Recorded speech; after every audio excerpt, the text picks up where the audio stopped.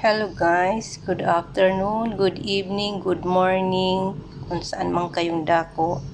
Ayan po, nakakita ako sa YouTube na gagayahin ko.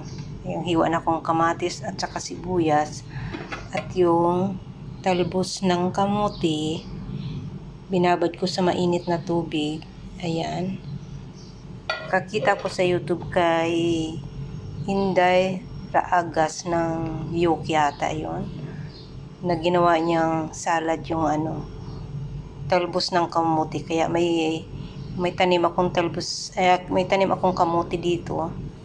Marami ng talbos yun, nag-harvest ako. Gagayahin ko. Gumawa siya ng ensaladang talbos ng kamuti. Ayan guys, i-drain ko yung maya-maya kasi hindi pa gaano siya i-drain ko siya maya-maya. Ayan guys, papakita ko sa inyo. Ayan guys, i-drain na natin yung talbos kamote. Mainit. Ayan, i-drain natin. Oops. Wait lang. Ayan guys, i-drain natin. Ayaw matanggal. Ayan na guys, i-drain natin to. Tapos ilalagay, babalik natin ulit dito sa bowl. Ayan na guys, nailipat ko na. Ilagay natin ang kamatis. Ayan, at sibuyas. Ayan.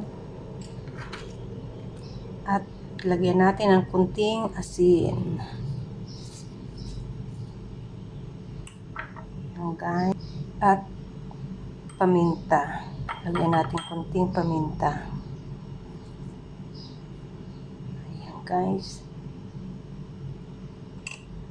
At vinegar. Vinegar nilagay ni Sis Inday. Lagyan natin ng vinegar. Tsansan lang natin. Ayan. Tapos ako maglalagay ako ng olive oil. Kunting olive. Ay, napadami. Sabi ko, kunti lang eh. Ayan. Haluin natin. Nakita ko to kay Inday Raagas from UK. UK ata yun. Shout out, Sis Inday. Nakakuha ako ng idea. At maglalagay pala ako ng soy sauce. Ayan. Kunti. At saka mayroon ako ditong soy sauce ng tawag no, yung ng grenade ito maglalagay ako ng konti, kung tawagin tawag yun sa atin granada, sauce ng granada. Ayan. Ay natin, haluin ng haluin.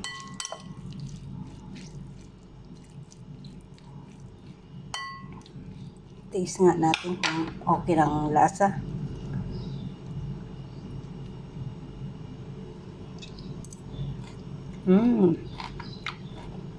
Wow, sarap. Sarap siya. Naghahalo yung